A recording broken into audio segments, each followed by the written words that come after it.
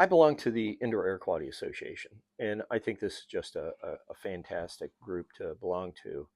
And so I'm giving two technical presentations at this one.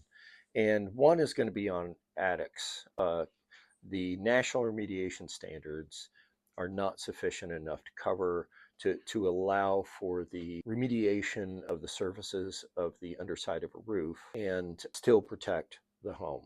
The issues that I have with the national remediation standards is that they don't require the coverage of the insulation uh, with plastic. Because in remediation, there are three conditions: condition 1, 2, and 3. 1 is natural background, 3 is the furry, gross stuff that's on the wood.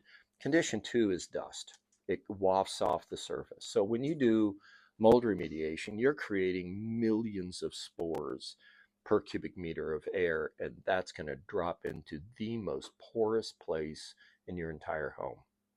These molds contain mycotoxins. I've collected numerous samples in attics, and every single times out of an 11 panel result, we'll have about 7 different mycotoxins. And so when we talk about mold, in reality, we're talking about the chemicals that they produce. So in the cell structures, there's two things in it. One's called protease, the other is glucans. And those real chemicals that are inside the walls of the cells themselves.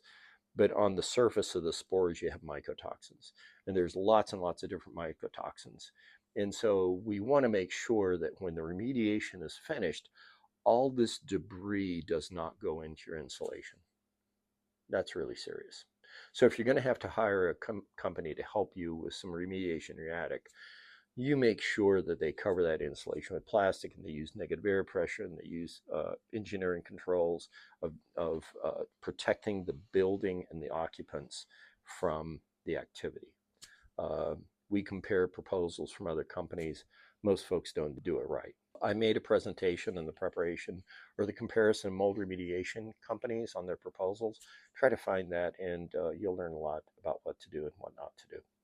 All right, Bob Bennett, Farsight Management. It's better to use Farsight than hindsight.